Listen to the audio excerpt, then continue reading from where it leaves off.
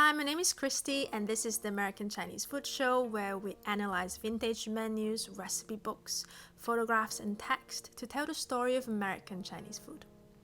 Today we will talk about the restaurant Port Arthur, one of the few upscale restaurants in New York City opened before the end of the last century.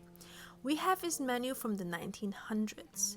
With this menu, I want to focus more on the tea, snacks, preserves categories because this is something that will soon disappear in menus after the first wave of upscale restaurants on both East and West Coast. Similar to many tea cultures in the world, tea is an indispensable part of Chinese life, especially for the social aspect of it.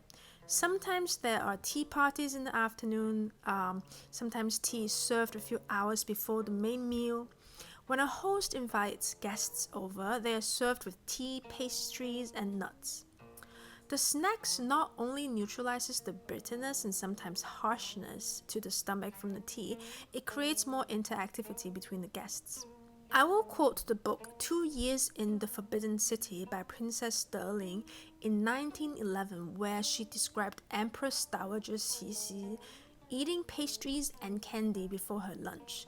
The Empress is pretty famous for her exquisite taste in tea and tea snacks, so you kinda get an idea how this works. 2 small tables were placed in front of Her Majesty, and then they opened the boxes and placed a number of very cute plates containing all sorts of sweets. Lotus flower seeds dried and cooked with sugar, watermelon seeds, walnuts cooked in different ways, and fruits of the season cut and sliced. As these plates were being placed on the tables, Her Majesty said that she liked these dainties better than meat and gave us some and told us to make ourselves at home. After this, a eunuch came in carrying a cup of tea. This teacup was made of pure white jade, and the saucer and cover was of solid gold. Then another eunuch came in carrying a silver tray on which were 2 jade cups similar to the others, one containing honeysuckle flowers and the other rose petals.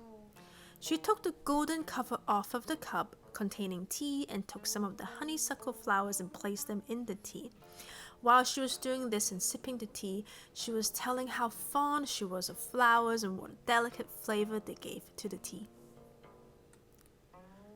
As you can tell, tea snacks are a huge part of the tea culture. Beyond what the Empress munched on with tea, tea snacks can be divided roughly into a few groups. 1. Seeds and nuts, such as melon seeds, peanuts. 2. Fresh, dried, candied, or preserved fruits like jujube and plums. 3. Pastries like red bean cakes, pineapple cakes. 4. Candy, such as sesame candy and peanut brittle. And lastly, savory dim sum like baos, dumplings, and braised meat dishes. Let's take a look at the menu from Port Arthur. It's a bit disorganized, so we start with cakes and candies. Fa Sang Tong, which is peanut brittle, is a candy. Then we immediately jump to 5 different pastries. The first one is almond cakes, Hang Yan Shou. This is actually more like almond cookies. You can quite easily get this in Chinese bakery if you have one in town today. Chinese sponge cake, Gai Dan Gou, is a sponge cake made of flour, sugar, and eggs.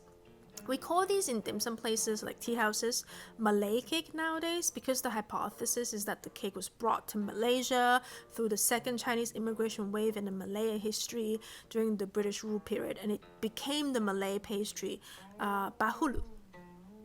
Crystal cakes, Shui Zhen Gou. This is a steamed cake made of sago. You can have a sweet filling like red bean or jujube paste, sometimes with flowers like osmanthus, or with savory filling it would be called a crystal dumpling, because the sago texture makes it look kind of like crystal. Green bean cake, Lok Dao Gou, is mung bean here, not the kind you see with stir-fried green bean. It's kind of chalky in texture. It's also a popular pastry in Vietnam. And the last one, rice pudding, Bak Tong Gou, is a steamed cake made of rice flour and sugar that is spongy. You can sometimes still find it in old school dim sum places if you look hard enough. Then we get to the section of Chinese preserves, 15 cents per dish. Fresh canned lychee, pineapple, bolo. Chinese dry nut, 生晒荔枝乾. This is lychee, but dried. Ginger in syrup, 蜜薑, so ginger preserved in sugar. Golden lime, 蜜柑桔. Green apricots, 蜜青梅. Mixed sweet chow chow, 瓜英. This is actually sweet and sour shredded green papaya and carrot. This sweet pickle is really more like an appetizer or for making a sauce over meat, fish, or stir-fry rice noodle dish. Lychee nuts is a fairly common menu item in this time in upscale Chinese restaurants. After all, Guangdong province is the home of some of the best lychee. But Port Arthur went out of their way to call out a snow-mine lychee con. Gone means dry, is dry lychee. After the lychee are picked, they are left under the sun for a few days, then fire roasted for sometimes up to 72 hours. Lychee dry nuts has a 1 to 6 yield, meaning for 6 pounds of lychee, there's only 1 pound of dry fruit. Dry lychee is good for eating as is or making tea or sweet porridge. No mine, lo mai, is a lychee variety that has lower yield. But because it has many layers of flavors and the seeds are very small, there's still plenty of fruit left after it's dried. I'm surprised how specific Port Arthur was with their dry lychee. Just like how the Empress Dowager TC paired tea with tea snacks, we also have to take a look at Port Arthur's tea offering. There are 11 tea varieties at this restaurant. Longsu, Longsou, which in Chinese means dragon's whiskers because that's what they look like, is a blend in between green and oolong. I wasn't able to find what Yonghai Sun is. It seems to be a brand name. Oolong, Wulong, meaning black dragons in Chinese, is a partially oxidized tea, unlike the fully oxidized black tea or the not oxidized green tea. Different types of oolong can vary a lot in flavor. Soysin is a narcissus tea, is a type of oolong. Lin Sam is the bitter core of a lotus seed. It has high medicinal value according to traditional Chinese medicine. It's believed to reduce internal heat and calm the body. But you do want to be careful with the intake because an overdose of it weakens your body over time. Japanese green tea has a sweeter flavor profile that many different types of Japanese green tea. Japan green here will probably have something mainstream like sancha or gyokuro. Mixed tea is probably a mixed black tea. I also can't find anything on the next 3 items, official number 1, Prince tea and imperial tea. Judging from the price, it's likely an upscale variety of tea like Longjiang, Dragonwell, a green tea from Hangzhou. I could guess what the imperial tea might be.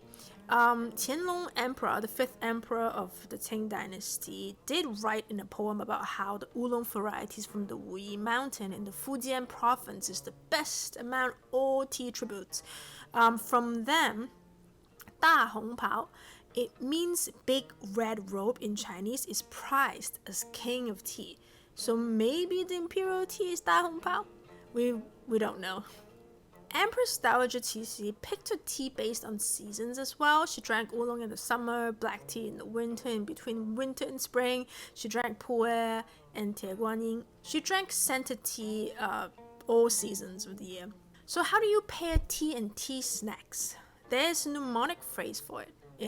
Sweet pairs with green, sour pairs with red, which in English is just black tea. Melon seeds pair with oolong. From the menu, can you try and pair some tea snacks with tea? All the pastries like crystal cake or rice pudding would go well with Japan green. Golden lime or green apricot would go well with the mixed tea, and oolong would go with salty food. There is so much about tea we can talk about for a very, very long time. This is just a glimpse of the vast world of tea and tea snacks. I hope you enjoy our episode. Maybe we should go get some tea now. If you like our content, subscribe to our channel. See you soon.